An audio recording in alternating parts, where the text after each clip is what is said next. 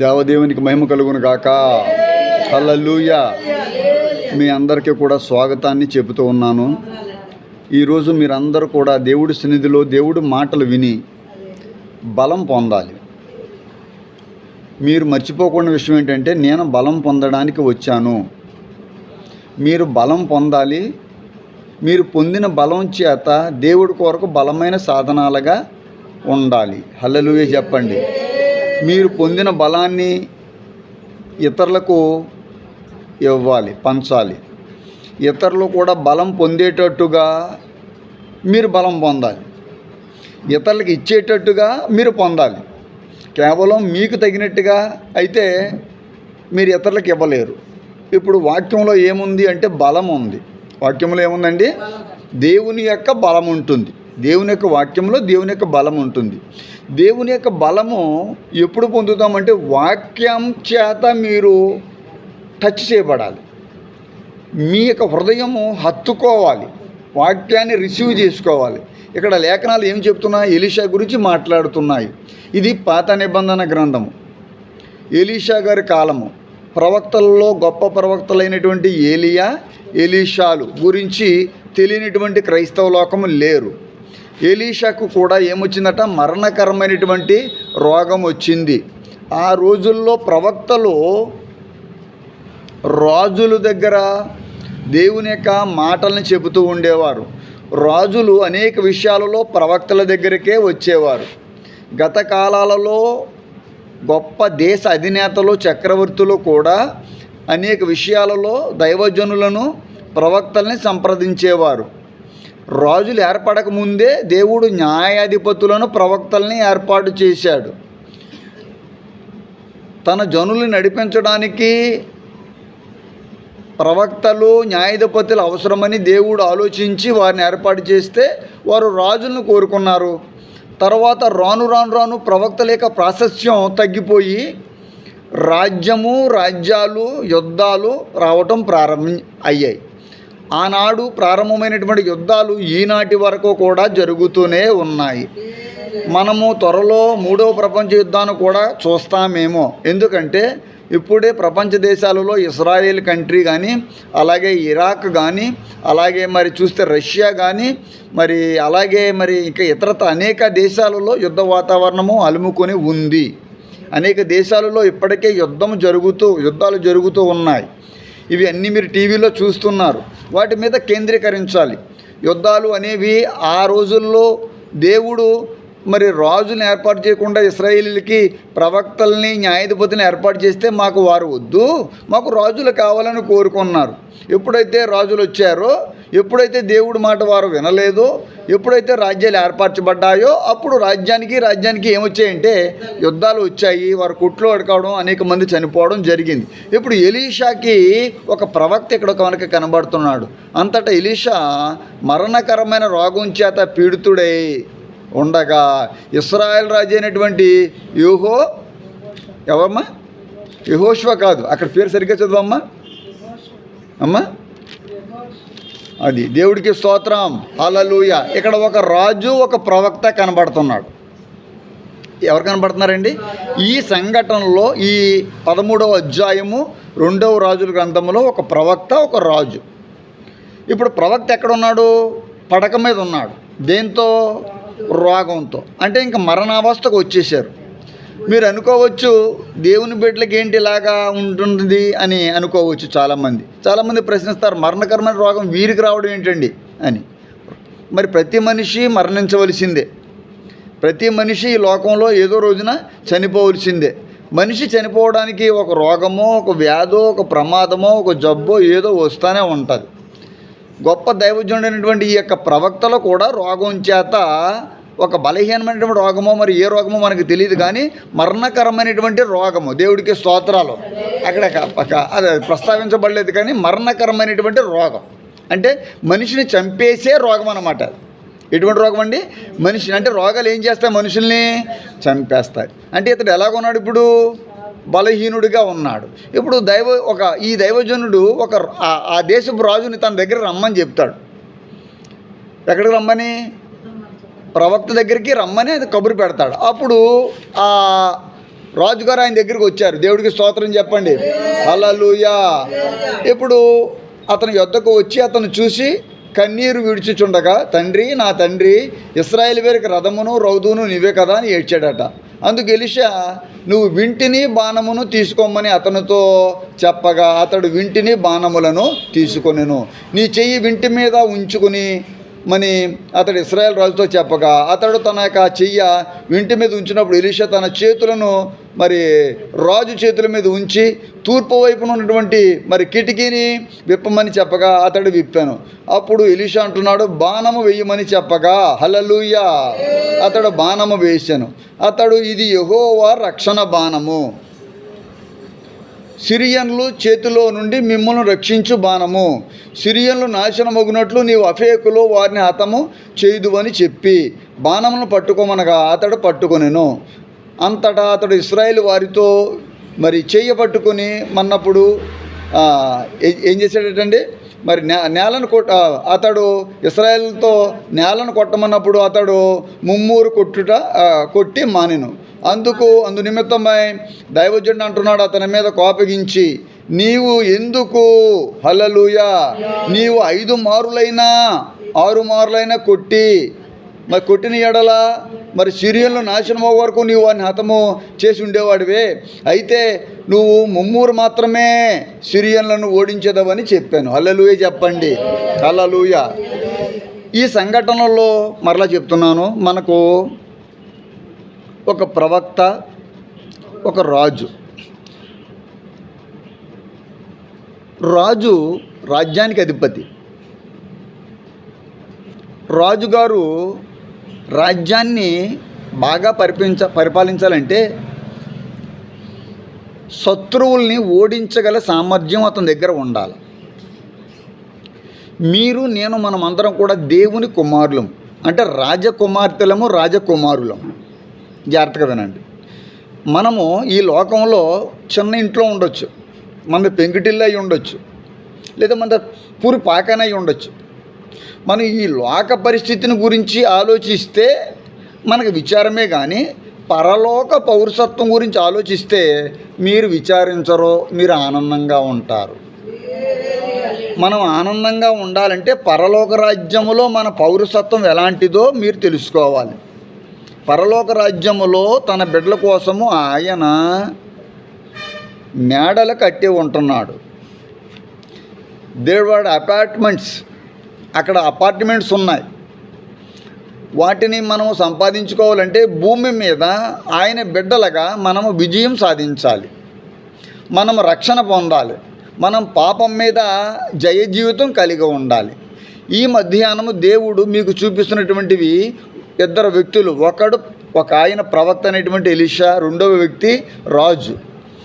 ఈ రాజుగారు ఎప్పుడైతే ప్రవక్త దగ్గరకు వచ్చి బాధపడుతున్నాడు, ఎందుకంటే ఈ ప్రవక్త కానీ చనిపోతే అతనికి గైడెన్స్ ఉండదు, అంటే అతనికి ఆదరణ ఇచ్చేవాడు, ఉపాయాలను చెప్పేవాడు, ప్రమాదాలను తప్పించుకోవడానికి శత్రువుల మీద విజయం వచ్చే రహస్యాలు చెప్పేవాడు వెళ్ళిపోతున్నాడు అనేటువంటి ఇతను బాధలో ఉన్నాడు. దేవుడికి స్తోత్రం. హల్లెలూయా. అందుచేత నా తండ్రి అని ప్రవక్తని పిలుస్తున్నాడు. అంటే ప్రవక్త ఎట్టివాడో రాజుగారికి తెలుసు. అలాగే దేవుని బిడ్డలారా, ప్రభు ఎటువంటి వాడో, దైవజనుడు ఎటువంటి వాడో నువ్వు తెలుసుకోవాలి. ఎందుకంటే దేవుడు మనకు గైడెన్స్ ఇచ్చేవాడు. మనం దేవుడికి దూరం అయిపోతే దేవుడి యొక్క ఆదరణ మనం పొందలేము. దేవుని యొక్క సన్నిధికి మనం దూరంగా ఉంటే దేవుని యొక్క ఆశీర్వాదాలు పొందడానికి అవకాశం ఉండదు. ఈ సమయంలో రాజుగారితో అంటాడు, అతను బాధపడిన తర్వాత ఏం జరిగిందంటే, ఏమయ్యా నువ్వు మరి వచ్చావు కదా, వింటిని బాణాన్ని తీసుకోండి. వింటిని అంటే విల్లు బాణము, మీకు తెలుసు కదా, విల్లు బాణము. ఈ రోజున పరిశుద్ధాత్మ దేవుడు మనకు పరిశుద్ధ గ్రంథంలో చూపిస్తున్నటువంటి మాటలు ఏంటంటే విల్లు బాణము. బాణము అనేసరికి పరిశుద్ధ గ్రంథంలో చాలా చోట్ల పాత నిబంధన గ్రంథంలో వాడబడింది. బాణము అనేది పరిశుద్ధ గ్రంథంలో చాలా చోట్ల వాడబడింది. ఎక్కడ? పాత నిబంధనలో. మరి కొత్త నిబంధనలో మాత్రం అస్సలు సుమారుగా వాడబడలేదు. ఒక పాత నిబంధన గ్రంథంలో మాత్రమే బాణముల గురించి ప్రస్తావించబడింది పలుసార్లు. ముఖ్యంగా దావీదు బాణముల గురించి ఎక్కువ మాట్లాడతాడు, ఎందుకంటే దావీదు కూడా రాజే. మరి కొత్త నిబంధనలో రాజులు లేరా అంటే రాజులు ఉన్నారు, కానీ ప్రియమైన విశ్వాసులారా, భక్తులారా, పెద్దలారా, రాజులు ఉన్నారు, కానీ ఆ ప్రస్తావన కొత్త నిబంధనలో దేవుడు రాయనివ్వలేదు. ఎందుకంటే ఇక కొత్త నిబంధన వచ్చిన దగ్గర నుంచి మనకు రాజు ఎవరంటే యేసు ప్రభువే మనకి రాజు, రాజులకు రాజు. హల్లెలూయా, ఆయన రాజాది రాజు. సరే, మరి కొత్త నిబంధనలో బాణముల యొక్క ప్రాశస్త్యత ఏమున్నది? బాణం అనేది ఏమి చేస్తుంది?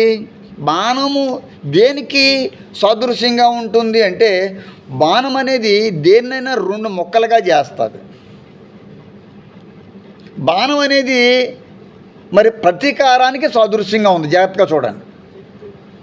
బాణము వేటికి సాదృశ్యంగా ఉంది అని నేను వాక్యం అయిపోయిన తర్వాత మిమ్మల్ని అడిగినప్పుడు మీరు చెప్పే స్థితిలో ఉండాలి.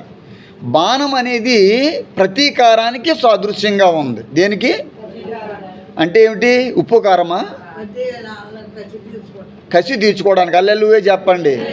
ఎవరి మీద కసి అండి? పరాయి వాళ్ళ మీద. దానికి మంచి పదం ఏమిటమ్మా? శత్రువులు. రాజులకు ఎవరు ఉంటారు? శత్రువులు. మనకు ఎవరు ఉన్నారు? మన శత్రువు ఎవరు? మనుషులు కాదు, మన శత్రువులు. మనము పోరాడుతున్నది దేవుని యొక్క వాక్యం చెప్తున్న, our fight is not against flesh and blood. చీకటి శక్తులతో మన పోరాటం. మన శత్రువు సాతానుడు. మన శత్రువు ఈ లోకలో తిరుగులాడుతున్నటువంటి చీకటి శక్తి కలిగిన వాడు, దేవుడికి వ్యతిరేకమైనటువంటి వాడు. కాబట్టి ఈ మాటలు మీరు వింటున్నప్పుడు చాలా జాగ్రత్తగా ఉండాలి. మనకు ఒక శత్రువు ఉన్నాడు అనే విషయాన్ని మర్చిపోకూడదు. బాణం అనే మాట ఇంగ్లీష్లో దాన్ని ఏమంటారంటే యారో అంటారు. యారో అంటే బాణం అన్నమాట. వచ్చింది కాబట్టి ఇది మనకి ఎంతైనా అవసరం ఉందా లేదా? మరి కొత్త నిబంధనలో రాలేదు కదండి. కొత్త నిబంధనలో అది మన పరోక్షంగా బాణాల గురించి ఉంటుంది, కానీ డైరెక్ట్గా బాణాల గురించి ఉండదు. కొత్త నిబంధనలో కూడా బాణాలను ఉపయోగించమనే ఉంది ఇండైరెక్ట్గా. కానీ ఆ బాణం ఏమిటంటే ముందుగానే చెప్తున్నాను, ఆ బాణము ప్రార్థన. దేవుడికి స్తోత్రం. ఇప్పుడు మనము వాడవలసిన బాణము ప్రార్థన. ఆ రోజు వారు వాడిన బాణాలు విల్లు బాణములు, మనుషులు తయారు చేసినటువంటి బాణాలు. అవి మనుషులను చంపడానికి చేసుకున్నటువంటి చెక్కతో, లేకపోతే కర్రతో, లేకపోతే ఇనుముతో, మరి లేకపోతే ఏదైనా మెటల్తో, అంటే ఏదైనా లోహంతో తయారు చేసి ఉండొచ్చు. కానీ ఈ రోజున దేవుడు మనకు అందించిన బాణము ప్రార్థన, విశ్వాసం అనే ఖడ్గము. ఎటువంటిదండి? విశ్వాసం అనే, నీతి అనే మైమరువు. మైమరువు వేసుకోమన్నాడు. ఎందుకు మైమరువు వేసుకోమన్నాడు? మైమరువు అంటే ఏంటి? Bullet proof.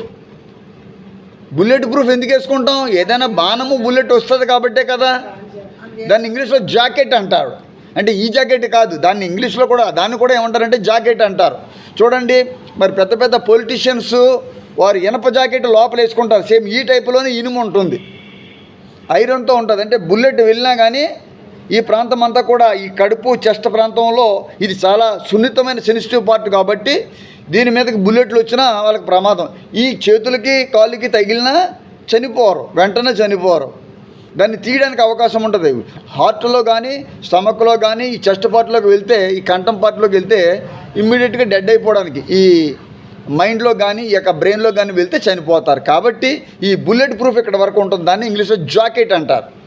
సరే, దేవుడు ఎందుకు వేసుకోమన్నాడు? ఎఫెసీయులకు రాసిన పత్రిక 6వ అధ్యాయంలో విల్లు బాణం గురించి ఎందుకు లేదు? లేఖనాలు చూడండి, ఎందుకు పరిశుద్ధ గ్రంథంలో లేదని మీరు అనుకుంటున్నారు? అక్కడ ఇండైరెక్ట్గా దేవుడు మనతో మరి ఎటువంటి ఆయన వేసుకోమంటున్నాడు తెలుసా మీకు? ఎంత చక్కనటువంటి మాటలు చెప్పాడు. ఎఫెసీయులు రాసిన 6వ అధ్యాయంలో ఏముంది? మీరు పోరాడుతున్నది మరి చక్కనటువంటి మాటలు 11, 12, 13, 14, 15, 16 వచనాల వరకు. ఎలా అనగా మనము పోరాడుతున్నది శరీరాలతో కాదు. అంటే మనకేముంది ఇప్పుడు? పోరాటం ఉన్నది శరీరంతో కాదు కానీ ప్రధానులతోనూ అధికారులతోనూ ప్రస్తుత అంధకార సంబంధులను లోకనాథులతోనూ ఆకాశ మండలమందున్న దురాత్మల చీకటి సమూహములతోనూ పోరాడుచున్నాము. మనకు కూడా పోరాటం ఉంది. మనం కూడా పోరాటం చేయాలి. నువ్వు పోరాటం చేయకుండా పడుకుంటే సరిపోదు. పోరాటం చేయవలసిన సమయంలో పోరాడితే సాతానుడు ఓడిపోయిన తర్వాత నీకు విజయం లభించిన తర్వాత నీకు సంతోషం లభిస్తుంది. నువ్వు ప్రార్థించవలసిన సమయంలో బాణాల మాదిరిగా నువ్వు ప్రార్థన చేయవలసిన సమయంలో నువ్వు ప్రార్థన చేయకుండా, దేవుడి సన్నిధికి రావాల్సిన సమయంలో రాకుండా, తినేసి పడుకుని టీవీ దగ్గర కూర్చుని సెల్ ఫోన్ చూసుకుంటూ, ఈ మధ్యన మనుషులు మేడ మీదకి ఎక్కేసి గంటల గంటలు ఫోన్లో మాట్లాడుతున్నారు. మగవాళ్ళ కంటే ఆడవాళ్ళు ఇంకా ఎక్కువ మాట్లాడుతున్నారు.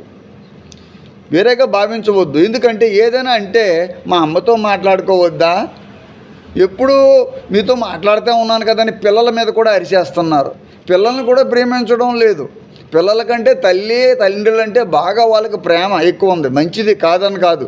అలాగే మరి నీ పిల్లల విషయంలో, నీ భర్త విషయంలో కూడా నువ్వు అది నేను చూశాను. చాలామంది ఎంప్లాయీస్ని చూస్తున్నాను. అందుకని ఈ మాట మాట్లాడాల్సిన పరిస్థితి వస్తుంది. అన్యత ఎవరో భావించవద్దు. మాట్లాడుకోవచ్చు, అవసరమైనప్పుడు ఫోన్లో మాట్లాడుకోవచ్చు. గంటలు గంటలు మాట్లాడుకోవడం వలన మనుషుల మధ్యలో ఏమొస్తుందంటే గ్యాప్ వస్తుంది. ఎప్పుడు కూడా మనిషికి, భార్యకి, భర్తకి ఏముండకూడదంటే గ్యాప్ ఉండకూడదు. అసలు మధ్యలో పేపర్ వెళ్ళేంత గ్యాప్ కూడా మనం రానిచ్చామంటే మన మధ్యలోకి సాతానుడు దూరిపోతూ ఉంటాడు. సపోజు ఒక భార్యో లేక భర్త మేడ మీదకి ఎక్కేసి ఇంకెక్కడికి వెళ్ళిపోయి ఒక గంటలు మాట్లాడుతుంటే ఇంకెతనేమనుకుంటాడు, ఇది ఇలా చేస్తుంది కాబట్టి నేను ఇంకొక ఆవిడతో మాట్లాడుతానని అతను ఏం చేస్తాడు? అప్పుడు ఇద్దరి మధ్యలో ఏమొస్తుంది? కాబట్టి ఏం చేయాలంటే మనం పోరాడవలసిన సమయంలో పోరాటం చేయాలి. కానీ మన పోరాటము మన శరీరాలతో కాదు, మనుషులతో కాదు. మన పోరాటము అధికారులతోనూ అంధకార మరి చక్క సంబంధులకు లోకనాథులతో మనము పోరాడుతున్నాము. అందుచేత మీరు ఎంత చక్కనటువంటి ఆపద్దినమందు వాటిని ఎదిరించడానికి మీరు ఏం గెలగలట? ఎరిగిన వారే. హల్లెలూయా, హల్లెలూయా, హల్లెలూయా. దేవుడిచ్చు సర్వాంగ కవచమును ధరించుకొనుడి. అనగా అక్కడ చక్కగా ఉంది. మీ నడుమునకు సత్యమును దట్టి కట్టుకొని, నీతి అయిన మైమారుకు తొడుక్కొని, పాదములకు సమాధానమైన సువార్తలను సిద్ధమనిసిన జోడు తొడుక్కొని మరి ఉండాలి మీరు. ఇవన్నీ కాక విశ్వాసమైన డాలు పట్టుకోవాలి. వాటితో మీరు దుష్టుని యొక్క అగ్ని బాణములన్నింటినీ, దేవుడు మనల్ని బాణం వాడమంటలేదు. బాణాలని మీరు ఎలా రెసిస్ట్ చేసుకోవాలి? ఎవరి బాణం అట ఇది? ఎవరి బాణం ఇది అమ్మా? కాదు, మీరు సరిగ్గా వినండి. నేను అడిగినప్పుడు మొర్ర పైకెత్తి మాట్లాడాల. ఎవరి బాణము? ఎవరి బాణం? గట్టిగా చెప్పండి, పక్కన వినపడుతుంది కదా. ఎవరి బాణం? సృష్టినా ఏమండి? పిచ్చుగా ఎవరిదే? ఎవరినమ్మా? మరి గట్టిగా చెప్పండి, అందరూ చెప్పండి. మీ వెనకాల వాళ్ళకి వినపడుతుందా?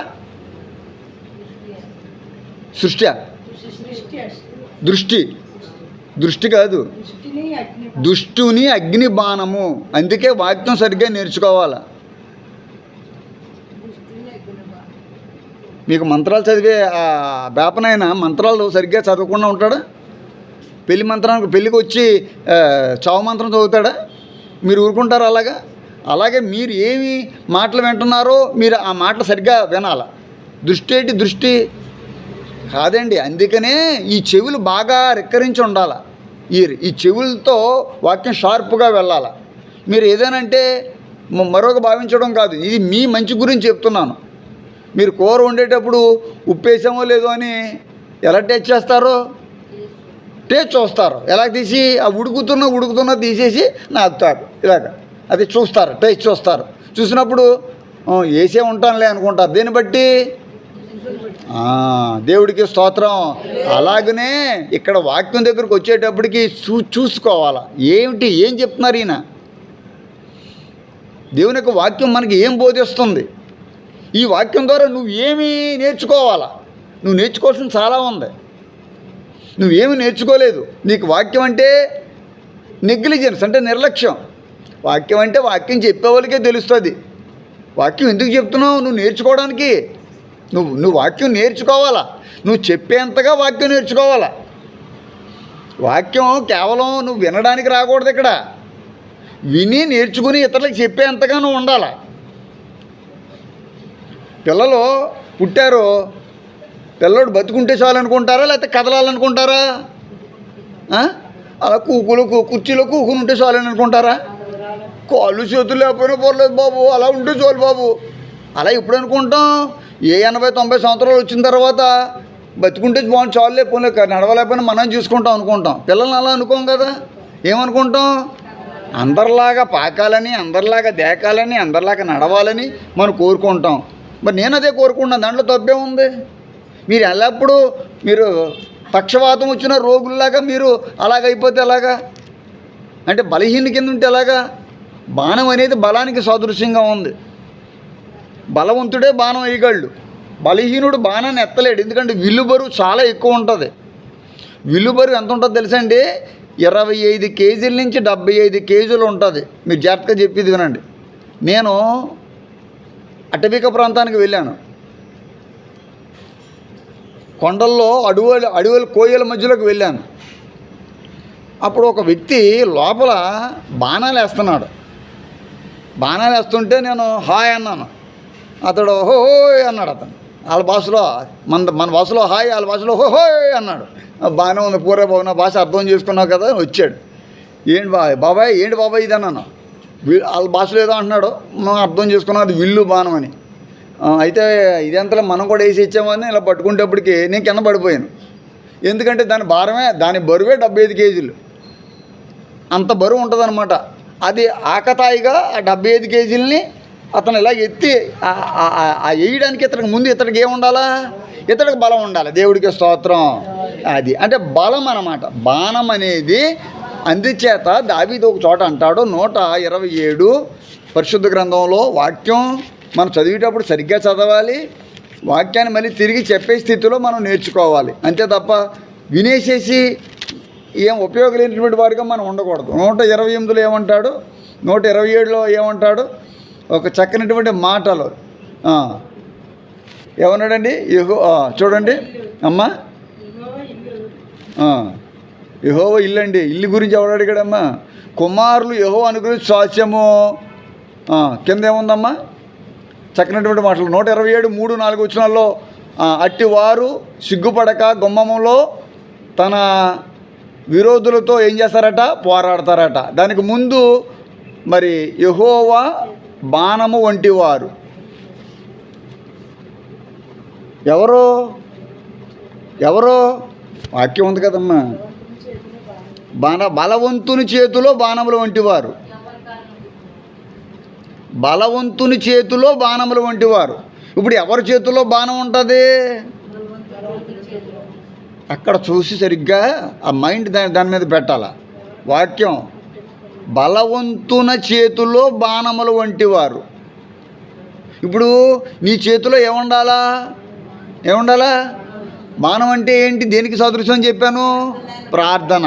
ఈ కొత్త నిబంధన కాలంలో మనం ధరించవలసిందే ప్రార్థన.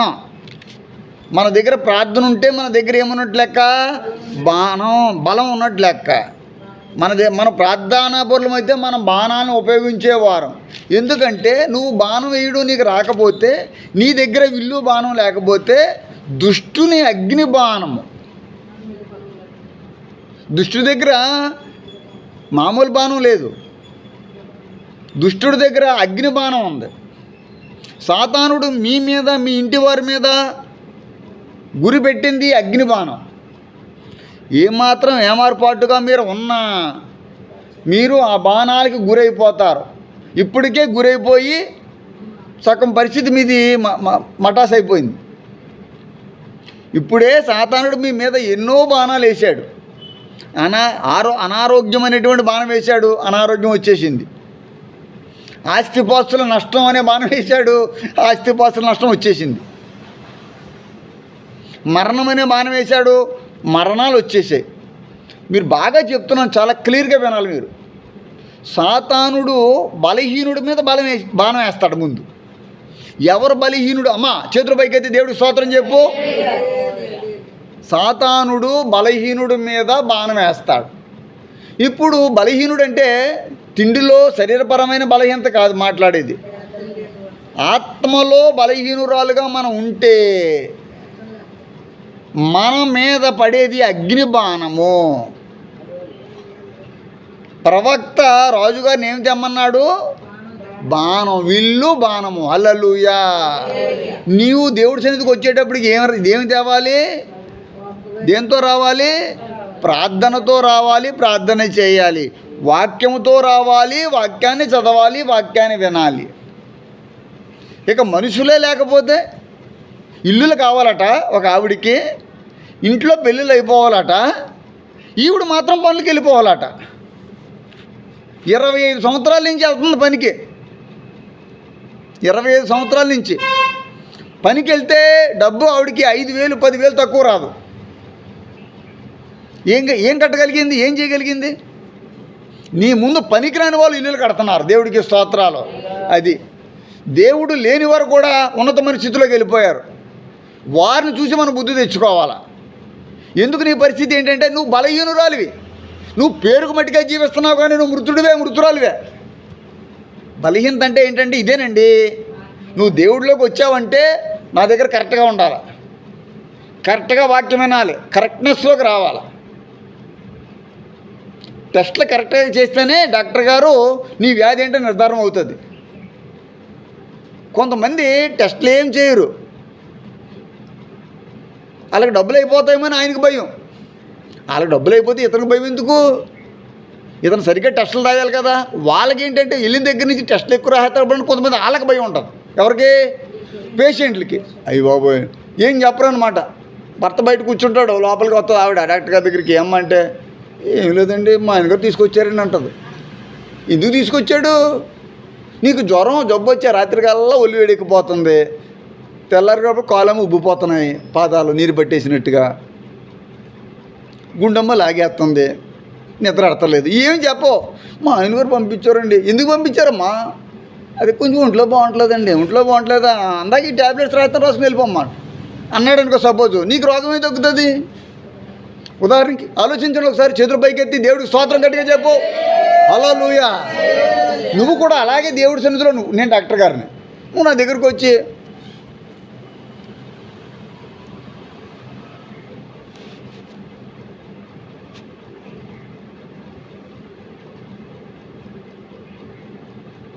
తల ఊగుతుంది, మనిషి ఎక్కడ లేవు, మనసమ్మ ఎక్కడో ఉంది, మాటమ్మో నీకు అర్థం కాదు. దేవుడికి లొంగడం అంటే ఏమిటి? ముందు వాక్యంలో నీ హృదయాన్ని సాగు చేసుకోవాలి. విరిగి నలిగిన హృదయం. విత్తనం పైన వేస్తే విత్తనం మొలవదు ఎప్పుడు కూడా. భూమిని దున్నుతారు, భూమి దున్నబడిన తర్వాత విత్తనం వేస్తే ఆ విత్తనం మొలకెత్తుతుంది. నీ హృదయం ఏమాత్రం దున్నకుండా నీ గర్వము, నీ పొగరు, నీ అహంకారము అన్నీ అలాగే పెట్టుకుని నీ కోపము, ఇతరులను తక్కువగా చూడటం, నిన్ను నువ్వు హెచ్చించుకోవడం లాంటివి నీలో ఉంటే హల్లెలూయా చెప్పు. నువ్వు దున్నబడినట్టు లెక్క కాదు. నువ్వు దున్నబడాలి.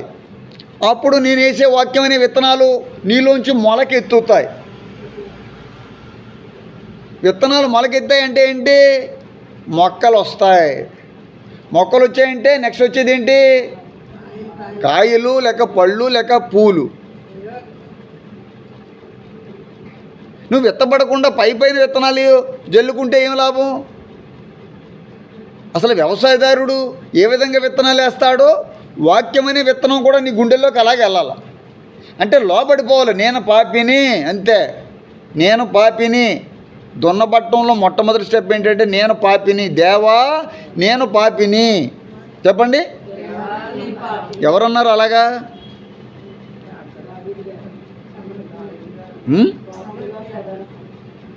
సమరస్త్రీ అన్నది. ఇంకా అండి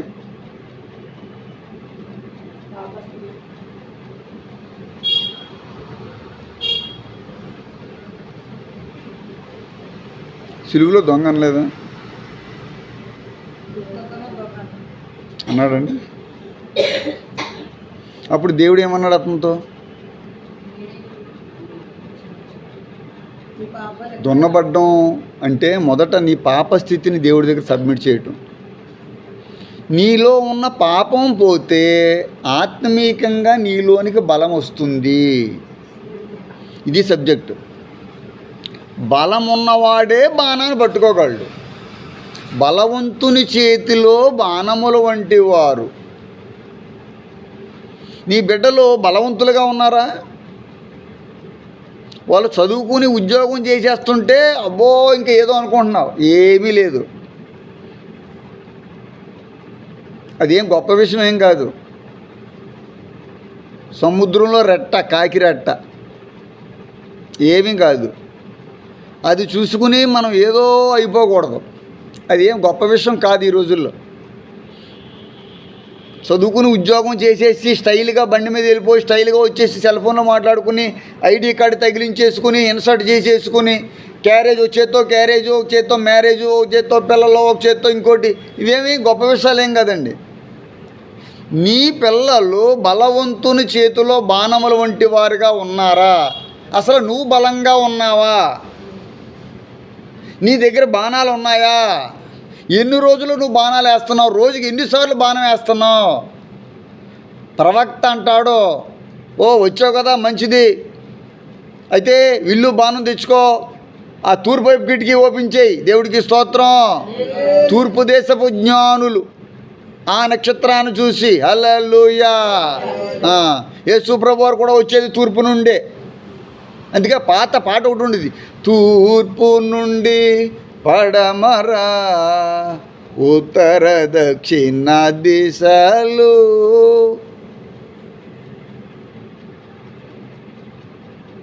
ప్రియమైన దేవుని సంగమా, దేవుడు రాకడ మర్చిపోవద్దు. దేవుడు తన ప్రజల్ని తీసుకువెళ్ళడానికి భూమి మీద ఎలా అయితే మనం పుట్టామో తిరిగి అదే మన భూమి మీద ఒక తల్లి కడుపులో మనం పుట్టడం ఎంత సత్యమో, యేసు ప్రభువు రావడం కూడా తిరిగి రెండోసారి అంతే సత్యం. ఆయన తన సంఘాన్ని తీసుకెళ్ళడం కూడా అంతే సత్యం. ఆ ఎత్తబడే సంఘంలో నువ్వు ఉండాలి అనేది నీవు నిర్ధారణ చేసుకోవాలి. ఆ ఎత్తబడే సంఘంలో నువ్వు ఉండాలి. ఇవన్నీ కూడా లోకంలో అన్నీ నాశనం అయిపోతాయి. భూమి ఆకాశాలు గతించిపోతాయి. వాక్యం చెప్తుంది, భూమి ఆకాశాలు గతించిపోతాయి. 1000 ఏండ్ల పరిపాలన వస్తుంది. యేసు ప్రభువు భూమండలాన్ని 1000 ఏండ్ల పరిపాలిస్తారు. 7 ఏండ్ల శ్రమకాలం. బైబిల్ ఏం చెప్తుందో జాగ్రత్తగా తెలుసుకోవాలా. బైబిల్లో ఉన్న రహస్యాలు నీకేం తెలుసు? నువ్వు బాణం అంటే షార్ప్గా ఉంటుంది. పనికిరాని బాణం కాదు. బాణం వేసామంటే అది అయిపోవాల్సిందే. అంత బరువైన ప్రార్థన కూడా బరువే. అన్నీ మానేసి ప్రార్థన రావడం బరువే, భారమే. ఇంట్లో వాళ్ళు టీవీ విడిచిపెట్టేసి, సెల్ ఫోన్ విడిచిపెట్టేసి, తిండి తెప్పలు మొంత మూగుడు ఇచ్చిపెట్టేసి రావడం కష్టమే. అంచేత మీ ఇంట్లో వాళ్ళు ఎవరో రారు. మొంత ఇచ్చిపెట్టలేరు, మూగుడు ఇచ్చిపెట్టలేరు, బెడ్ ఇచ్చిపెట్టలేరు, టీవీ ఇచ్చిపెట్టలేరు, సెల్ ఫోన్ ఇచ్చిపెట్టలేరు, అంటే లగ్జరియస్ లైఫ్ ఇచ్చిపెట్టలేరు. ఇంతకాలం దేవుడు పెంచి పోషించుకుంటూ అనారోగ్యం, వ్యాధి, బలహీనతలో దేవుడు తప్పిస్తే అసలు సమయం ఎవరు? మంగళవారం రాలేదు కాబట్టి నువ్వు శుక్రవారం వచ్చావు, మరలా ఆదివారం వస్తావో లేదో తెలియదు. ఒకవేళ ఆదివారం కూడా వెళ్ళకపోతే మంగళవారం గబుక్కుని వచ్చి కూర్చుని మళ్ళీ మంగళవారం మళ్ళీ రావు. ఎవరికి తెలీదు? దేవుడు మాట్లాడుతున్నాడు నీతో, అది నువ్వు తెలుసుకోలేకపోతున్నావు. ఈ శుక్రవారం వచ్చావు, నెక్స్ట్ శుక్రవారం నువ్వు గ్యారంటీ కాదు. ఎందుకంటే నీ దగ్గర బలం లేదు. అనారోగ్యానికి గురైపోయి హాస్పిటల్లో ఉండి చావు బతుకుల్లో దేవుడు నేను రక్షించినా కూడా నీకు కృతజ్ఞత లేదు, నీకు భయం లేదు, నువ్వు లోపడతలేదు. నువ్వు బలవంతురాలు అయితే నీ మాట లోకంలో చెల్లుతుంది. రాజును పిలిపించుకున్నాడంటే అర్థం ఏంటి? ప్రవక్త బలవంతుడా బలహీనుడా? రాజుగారిని నమ్మనమే అంటే ఎక్కడికి వచ్చాడు? ప్రవక్త దగ్గరకు వచ్చాడు. ఎందుకు వచ్చాడు? ఇతని మాటకి ఏముంది? బలం ఉంది. నీ మాటకి ఎక్కడ బలం ఉంది? అసలు యాక్చువల్గా ఇతని మాట ఎవరు వినకూడదు. కారణం ఏంటంటే ఇతడు చావు బతుకులో ఉన్నాడు. మరణకాలం సంభవింపగా, చచ్చిపోయే కాలంలో రమ్మంటే ఇంకా అతను చచ్చిపోయేలా ఉన్నాడు, ఇంకా అతని దగ్గరికి వెళ్ళడం వేస్ట్ అని రాజుగారు అనుకోవాలి. కానీ అలా అనుకోలేదు. రాగానే తండ్రి, నా తండ్రి అంటున్నాడు. అబ్బా, హల్లెలూయా! అలా అనిపించుకోవాలి నువ్వు, అలా అనిపించుకోవాలి. అనేక మందికి నువ్వు తల్లివి, తండ్రి కావాలా. కేవలం నీకున్న పిల్లలే కాదు, ఈ లోకంలో అనేక మంది పిల్లలు నువ్వు కనొచ్చు. ఇప్పుడు కూడా నువ్వు కనొచ్చు. ఎలాగ చెప్పనా? ఆత్మీయంగా నువ్వు పిల్లల్ని కనాలా. ఎంతమంది పిల్లల్ని కన్నావు? ఎంతమందికి నువ్వు ఆత్మీయ తల్లిగా ఉన్నావు? మీరు ఎంతమంది ఆత్మలకు తల్లులుగా తండ్రులుగా ఉంటారో మీకు అన్ని దీవెనలు ఉంటాయని సంగతి మీకు జ్ఞానం లేదు. నేను కొన్ని ఆత్మలు రక్షించాలి. అసలు ఆ మనిషే రాదు. ఆ మనిషే అసలు దేవుడు తెలియనట్టుగా అదే నీ సాంప్రదాయం. ప్రార్థన రాకపోవడం నీ సాంప్రదాయం అయిపోయింది. సమయానికి రాకపోవడం నీ సాంప్రదాయం. మొక్కుబడి తెరచకపోవడం నీ సాంప్రదాయం. నువ్వు ఇల్లు కన్నావు, ఇల్లు కనుక్కుని నువ్వు చచ్చిపోయిన తర్వాత నీ ఇల్లు పైకి తీసుకెళ్ళిపోతావా? నీ నగలు నట్ర నీతో వచ్చేస్తాయా? ఏమొస్తాయి మరి దేని గురించి మనం దేని గురించి మనకు వర్రీ ఉండాలా? దేని గురించి మనకు వేదన ఉండాలా? ఒకసారి మీరు ఆలోచించండి. పరలోక రాజ్యంలో నీ ఆస్తిపాస్తులు ఎంత ఎప్పుడైనా నువ్వు లెక్కేసుకున్నావా? పరలోక రాజ్యంలో నీకు వచ్చే ఆస్తిపాస్తుల వివరాలు నీకు తెలుసా? పరలోక రాజ్యంలో దేవుడి జీవగ్రంథంలో నీ పేరు ఉందా? నువ్వు చేసిన పాపాలన్నీ కడగబడ్డాయి నిర్ధారణకు మీరు వచ్చారా? మీరు దేవుడిని నమ్ముకున్నారు, బాగానే ఉంది. బాప్తిసం తీశారు, బాగానే ఉంది. దేవుడు మీ పాపాలన్నీ కడిగేశాడు నిర్ధారణకు మీరు రాగలిగారా? దేవుడు రాజ్యానికి నేను వెళ్తాను గ్యారంటీగా అనేటువంటి ఒక ఖచ్చితత్వం నీ దగ్గర ఉందా? అన్ని విషయాలలో లోక సాంప్రదాయాలే. పెళ్ళిళ్ళలో లోక సాంప్రదాయం, పేరెంటాల్లో లోక సాంప్రదాయం. ఎక్కడుంది ప్రార్థన సాంప్రదాయం నీ దగ్గర? ప్రార్థనతో ఎక్కడ ప్రారంభిస్తున్నావు నువ్వు? అసలు ప్రార్థనకి ఎక్కడ అవకాశం, దేవుడికి ఎక్కడ అవకాశం ఇచ్చావు? నువ్వు తొందరపడితే ఏం కార్యం జరిగిపోతుంది? తొందరపడి నువ్వు చేసిన కార్యాలకి నువ్వు చివరికి ఏడుస్తావు. ఈ పరిశుద్ధాత్మలో చెప్తున్నాను. ఏ కార్యాలైతే తొందరగా అయిపోవాలని నీకు చాలా వేగంగా వెళ్ళిపోయావో, నాకు ఇది అయిపోవాలంతే, ఇది క్లియర్ అయిపోవాలని అంతే, దేవుడు లేదు, దెయ్యం లేదు, ముందు నాకు ఈ పని అయిపోవాలా అని నువ్వు ఎంత మొండికేసావో, ఎంత తొందరపడ్డావో దానికి తిప్పలు పడతావు. జీవితకాలం అంతా తిప్పలు. నేను చెప్తున్నాను కదా, నాకు తెలుసు, నాకు అనుభవం ఉంది. అలా కాదు. దేవుడికి అవకాశము. దేవుడు అంటాడు, ఆ చిన్న చచ్చిపోయిందంటే ఈ గదిలో నాకు కొంచెం స్థలం ఇవ్వండి.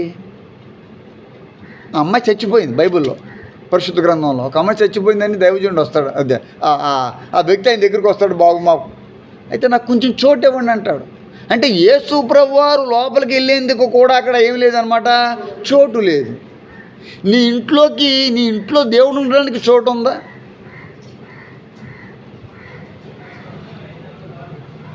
నీ ఇంట్లో యేసై ఫోటోకి చోటు ఉందా? ఫోటో పెట్టుకోమని కదా అర్థం. అన్ని ఫోటోలకి చోటు ఉంటుంది, యేసైకి చోటు ఉందా? గడ్డ ఎక్కడ వేసుకోవాలో అక్కడ చక్కగా వేసుకున్నావు. బాత్రూమ్ ఎక్కడ కట్టుకోవాలో అక్కడ కట్టుకున్నావు. నైరుతిలో బెడ్రూమ్ పెట్టావు, ఆగ్నేయంలో పొయ్యి పెట్టావు, ఈశాన్యంలో గొయ్యి పోయావు, అన్నీ సెట్ చేసుకుంటున్నావు. అన్నీ అమ్మ ఇదేటమ్మా కాంపౌండ్ వాళ్ళు ఎలా ఉందని ఒకడు వస్తాడు, ఇది ఎత్తి అయిపోయింది, ఇది డౌన్ అయిపోయింది అంటాడు. అందరి మాటలు వింటావు, యేసు ప్రభు మాట వింటావా? యేసు ప్రభు వారి మాట చొప్పున నువ్వు లోపడతావా? నాకు కొంచెం చోటు ఇవ్వండి అన్నాడు. కొంచెం చోటు ఇవ్వండి. యేసు ప్రభు వారికి నువ్వు ఇచ్చే చోటును బట్టి అద్భుతం జరుగుతుంది. హల్లెలూయా. ఎక్కువ చోటు ఇస్తే ఎక్కువ జరుగుతుంది. అమ్మా నీ విశ్వాసం గొప్పది. ఇశ్రాయేల్లో నేను ఎవరిని కూడా ఇంత విశ్వాసులుగా చూడలేదు. ఒక అన్య స్త్రీతో దేవుడు మాట్లాడుతున్నాడు, కనానీయురాలు. రొట్టెలు నీకేయడం ఏంటి అన్నాడు ముందు. రొట్టెలు కుక్కలకి ఎందుకు వేస్తాను, రొట్టెలు నా పిల్లలకి పెట్టాలంటాడు ఆయన. అవును బాబు, పిల్లలకి పెట్టాలా, మరి కుక్కలు కదా బల్ల మీద నుండి కింద పడిపోయి మొక్కలే కదా కుక్కలు తింటాయి. హల్లెలూయా. ఆవిడ అంటున్న మాట ఏంటమ్మా, నువ్వు ఇచ్చి ఏంటి నీ గొడవ ఏంటి, ఏం చేయాలి నీకు, బాబు మా కుమార్తె బాగోలేదు, నేను ఇశ్రాయేలుకి చేయాలమ్మా, నీ కాదు, నా పిల్లల ముందు చూసుకుంటా, నువ్వెవరు అన్నాడు కావాలని. అంటే టెస్ట్ చేస్తున్నాడు, పరీక్ష అనమాట. బాబు ఆ కుక్కలు కూడా మరి నిజంగానే బల్ల మించి పడి మొక్కలే కదా ఏరుకొని తింటాయి. ఓకే నేను కుక్కనే. అమ్మా నీ విశ్వాసం గొప్పది, ఇశ్రాయేలీల్లో నేను ఇంత విశ్వాసం ఎవరిని చూడలేదు. అంత విశ్వాసపాత్రురాలు, దానికి అంత ముద్ద పెడితే అది అలా ఎప్పుడు మన దగ్గరే ఉంటుంది. ఒక్కసారి పెట్టారంటే మన గుమ్మం విడిచిపెట్టదు. దేవుడు ఎన్ని రోజుల నుంచి మనకు ఆహారం పెడుతున్నాడు ఒకసారి మీరు ఆలోచించండి.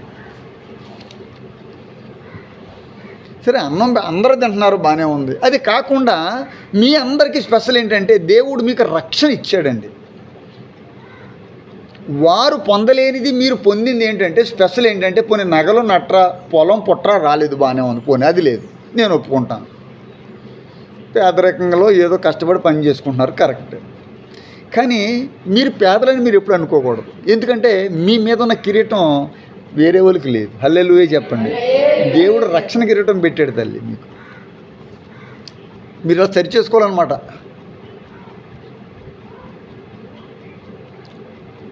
కొంతమంది అంటారు, ఎందుకంటే అయ్యగారు మీరు అలా తలదూకుంటారు, ఏదో పడిపోయినట్టుగా అంతమాలో అంటారు. అవునా, పడిపోకుండానే తెలుసుకోండి. ఎందుకంటే నన్ను ఎత్తి మీద దేవుడు ఏం పెట్టాడంటే రక్షణ కిరీటం. నన్ను నేను రక్షించబడ్డాను, దేవుడికి స్తోత్రాలు. ఇంతకంటే గొప్ప ఆస్తి ఏమీ లేదు. రక్షణ బాణం, ఇది యెహోవా రక్షణ బాణం. ఆ దైవజనుడు అంటాడు, ఏమయ్యా ఆ విల్లు రాజుగారితో అంటాడు, ఆ మరణ సైన్ మీద అలా ఉండి పడుకుని, రాజా వచ్చావా, సరే మరి నేను చనిపోతాను, నేను ఏదో రకంగా ఆశీర్వదిస్తాను, ఓ పని చేయి, ఏమి లేదు నేను చిన్న పని చెప్తాను, ఆ పని చేయబోయా అన్నాడు. చేస్తానన్నాడు. విల్లు బాణం ఉందా అంటే విల్లు బాణం ఉందండి అంటాడు. అయితే కొట్టబోయా అన్నాడు. ఎన్నిసార్లు కొట్టాలని లేదు, అమ్మా కొట్టు అన్నాడు. కొట్టేటప్పటికి ఎన్నిసార్లు కొట్టాడు, హల్లెలూయా. కొట్టమన్నాడు కానీ నెంబర్ చెప్పాడా. ప్రార్థన కూడా ఎన్నిసార్లు అసాధ్యమైతే అన్నిసార్లు చేయాలి.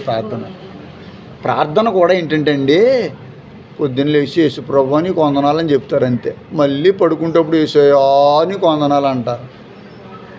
అదే సింపుల్ ప్రార్థన కాదు, వాళ్ళకి జీవితంలో ఇంకా వేరే ప్రార్థన తెలియదు. అదే ప్రయాణాల్లో ప్రార్థన కావాలి, అన్నింట్లో ప్రార్థన, వాళ్ళకి సహాయం కావాలి. కానీ ఉత్తు అన్నీ బాగున్నప్పుడు ప్రార్థనకు రారు. ఎంత దౌర్భాగ్యమైన స్థితి తెలుసండి ఇది. అసలు ప్రార్థనకు రాకపోవడమే నీ యొక్క కింద దిగిపోయే స్థితికి అది కారణం అవుతుంది. ప్రార్థనలో కూర్చోవడమే ఆశీర్వాదం అండి. నీ పాపాలు పోవడం అంటే గొప్ప విషయం ఏమీ లేదండి. అన్నిటికంటే గొప్పది ఏంటంటే నీ పాపాలు పోవడమే గొప్ప విషయం, నువ్వు రక్షించబడ్డమే గొప్ప విషయం. ఈ రెండే విషయాలే. నీ పాపాలు పోవాలంటే నువ్వు దేవుడి సన్నిధిలో కూర్చోవలసిందే, ఆయనకు అడుగుతాడు. అలాగే నువ్వు ఆయన పాదాలకు అడగాలి. దేవుడికి స్తోత్రం. ఆయన నిన్ను కడుగుతానంటున్నాడు. మరి ఎవరెవరిని కడగాలి అసలు? మామూలుగా యేసు ప్రభు వారు ఆ సీమోన్ ఇంటికి వచ్చారు. సీమోన్ యేసే పాదాలకు అడగాల, కానీ ఎవరికి అడిగారు? ఎవరికి అడిగారు? మరి యేసయ్య కూడా శిష్యుల పాదాలు ఏం చేశాడు? నీవు కూడా దేవుడి పాదాలకు అడగాలి. అదొక స్టెప్ అన్నమాట. విశ్వాస జీవితంలో నీవు కడుగబడిన తర్వాత నీవు దేవుడి పాదాలకు అడగాల. యేసు ప్రభువు నిన్ను కడిగాడంటే ఆయన తగ్గింపు, నీ పాపాలు తీసేసాడు, నువ్వు కడగబడ్డావు. నువ్వు కడగబడిన తర్వాత నువ్వు దేవుడి పాదాలకు అడగాల. అప్పుడు ఆ తండ్రి కుమారత్వం అనేది అప్పుడు కలిసిపోతుంది అన్నమాట. అప్పుడు బంధం ఏర్పడుతుంది. దేవుడికి స్తోత్రాలు. అప్పుడు బంధం ఏర్పడుతుంది. తండ్రి కుమార పరిశుద్ధాత్మలతో నీకు బంధం ఏర్పడాల. దేవుడితో మనకు బంధం ఉండాల. దేవుడు ఇక్కడ నువ్వు ఇక్కడ ఉంటే లాభం ఏం లేదు. ఫ్యాన్ ఎక్కడో ఉండి ఏసీ ఎక్కడో ఉండి మనం ఎక్కడ ఉంటే లాభం లేదు. మనం ఎక్కడ ఉండాలి? ఫ్యాన్ కింద ఉండాలి. అప్పుడు మనకేం తగులుతుంది? గాలి తగులుతుంది. నువ్వు యేసయ్యతో ఉండాలా. తోడు నీడ ఎప్పుడు లభిస్తుంది? ఆయన నీతో ఉన్నప్పుడు. రెక్కల చాటున దేవుడు చెప్తున్నాడు కొట్టువయ్యా అంటే అతడు కొట్టాడు, కానీ 3 సార్లే కొట్టాడు. అయ్యయ్యో అదేంటయ్యా, నేను కొట్టమన్నాను కానీ 3 సార్లు కొట్టలేదే. నువ్వు కొడతా ఉంటే కనీసం నువ్వు 5-6 సార్లు కొడతావేమో అనుకున్నాను, కానీ నువ్వేం చేయలేదు. నువ్వు ఎన్నిసార్లు బాణాన్ని ఉపయోగించావో అన్నిసార్లే నీకు శత్రువుల మీద విజయం వస్తుంది.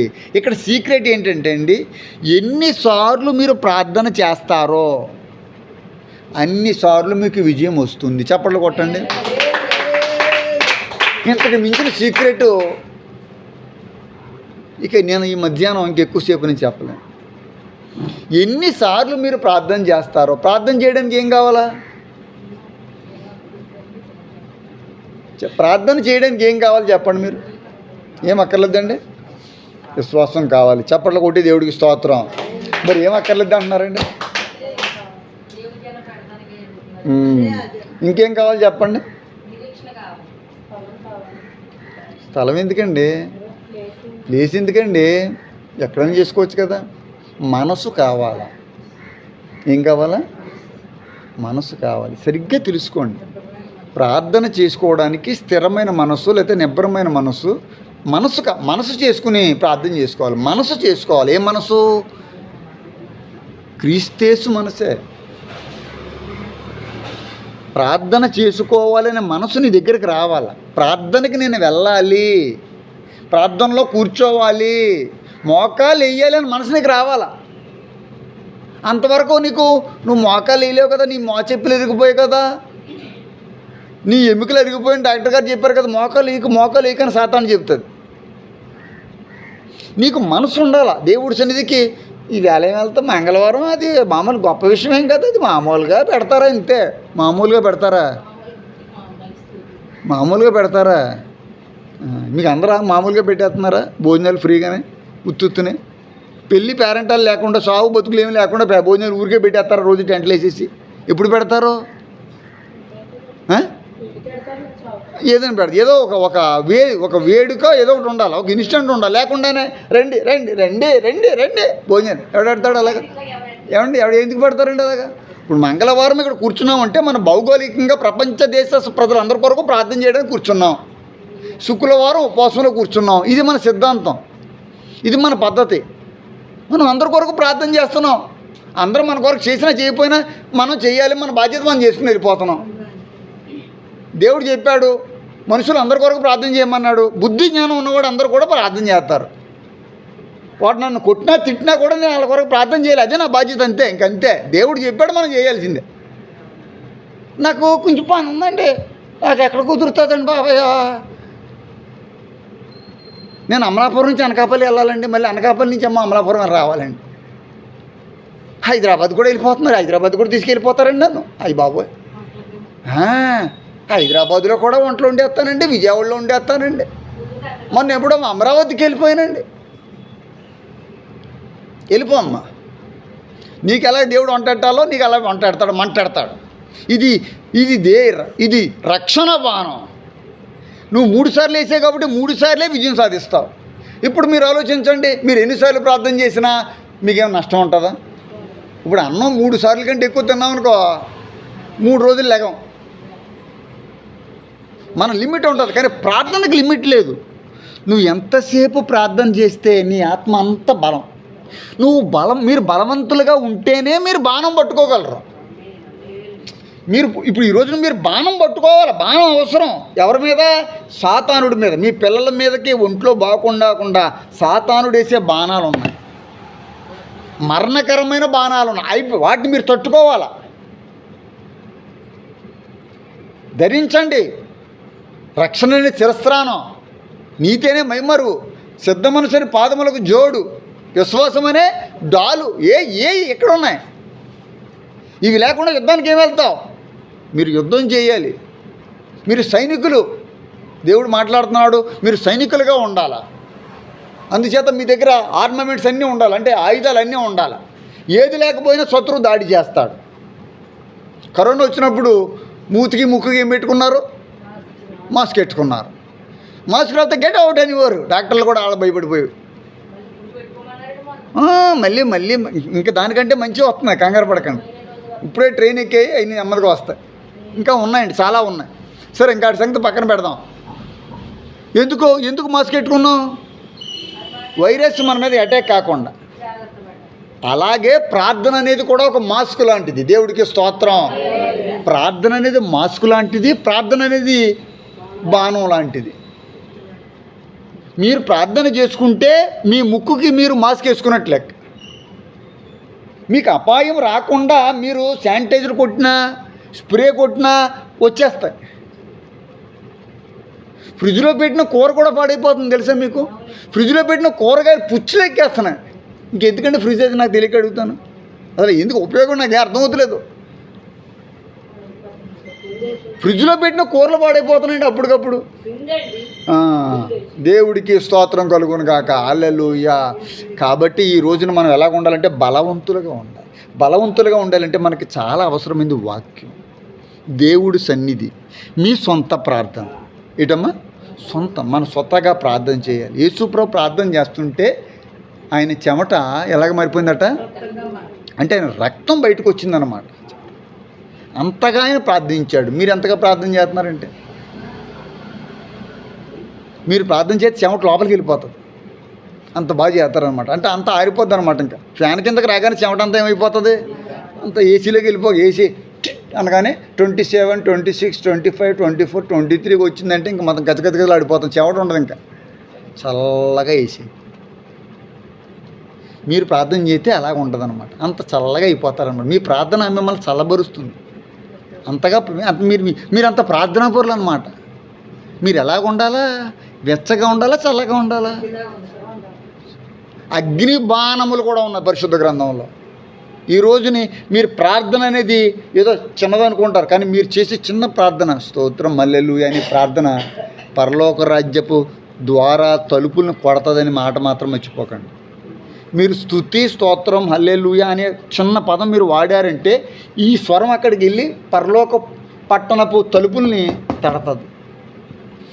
ఒక దూత తలుపు తీసి బిగ్గరగా కేకరేస్తుందట, ఆమేన్ హల్లెలూయా అని. ఆమేన్, ఆ పదాలు ఎక్కడి అనమాట? ఇవి పరలోకంలోని పదాలే ఆమేన్ హల్లెలూయా. అందుచేత చెప్తాను మీకు, అమ్మ ఆమేన్ హల్లెలూయా అని ప్రతిసారి అనండి, ఎక్కువ అనండి. ఆమేన్ అంటే దేవుడి పేరే ఆమేన్. హల్లెలూయా అంటే ఆయనకి స్తోత్రములు, ఆయనకు వందనాలు, ఆయనకి స్తుతులు అని అర్థం. ఈ రెండు పదాలు మీ దగ్గర ఉన్నంతకాలం ఏ చీకటి బాణము మీ మీద పని చేయదండి. ఒకవేళ ఆల్రెడీ లోపలికి వస్తే అది బయటకు పోవాల్సిందే. కలుగులో ఎలకలు పోవాలంటే అలా పొగలెట్టేస్తారు. పొగెట్టగానే లోపల ఎలకలన్నీ కూడా ఏమవుతాయంటే, మీరు ఎప్పుడైనా అందరికీ చెప్తున్నాను, జాగ్రత్తగా చెప్పండి. ఏం పదాలు వాడాలమ్మా? ఆమేన్, ఆమేన్, ఆమేన్. అదిగో మళ్ళీ ఆమేన్ అంటే ఆమేన్ అంటారు. ఆమేన్ ఏంటమ్మా? గట్టిగా చెప్పండి, ఆమేన్. అందరూ చెప్పండి గట్టిగా, చెప్పండి తల్లి, మీరు కూడా చెప్పండి అమ్మా, ఆమేన్ హల్లెలూయా. ఈ రెండు పదాలు శరీర వ్యవస్థను మారుస్తాయి, ఆత్మ వ్యవస్థను మారుస్తాయి. మీకే తెలిసిపోతాయి. మీరు అలా ఒక్కసారి మ్యాక్సిమం టైము మీరు ఖాళీగా ఉంటే ఏదైనా టైంలో పని చేసుకుంటూ కూడా అనొచ్చు, లేకపోతే ప్రయాణం చేస్తూ అనుకోవచ్చు, లేకపోతే ఖాళీగా అదే పని మీద కొద్దిసేపు ముందు మీరు ఏం చేయాలంటే ఏదైనా రోజు పరీక్షించుకోండి. మీరు కానీ ఒక హాఫ్ అన్ అవర్ కూర్చోండి, మోకాలు ఉండో లేకపోతే అలా కుర్చీలో కూర్చోను, కళ్ళు మూసుకుని 2 చేతులు ఇలా కలపండి, ఇలా పెట్టుకోండి, లేకపోతే ఇలా పెట్టుకోండి, దేవునికి వందనాలు చెప్పుకోండి, స్తోత్రం స్తోత్రం అని చెప్పి ఆమేన్ హల్లెలూయా, ఆమేన్. ఒక హాఫ్ అన్ అవర్ అనండి, ఒక అరగంట అనండి. మీరు టెస్ట్ చేసుకోండి, మీ షుగర్ని టెస్ట్ చేయించుకుని రండి. ఆమేన్ హల్లెలూయా అని ఒక అరగంట సేపు అనండి, టెస్ట్ చేయించుకోండి. నేను ఖచ్చితంగా చెప్తున్నానండి, దేవుడికి అసాధ్యమైంది లేదండి. షుగరే కాదు, బీపీ కాదు, ఏ రోగమైనా కూడా దేవుడు తీసివేసే సామర్థ్యం కలిగిన వాడు. స్వస్థతనిచ్చే దేవుడిని. ఆయన పేరు రోఫా, స్వస్థపరిచే యెహోవా దేవుడు. మన దగ్గర ఉన్నాడు. ఇది ఎవరు మంత్రం సిద్ధిస్తేనే వచ్చేది కాదండి, నువ్వు సిద్ధంగా ఉంటే వచ్చేది. ప్రార్థన పరిశుద్ధ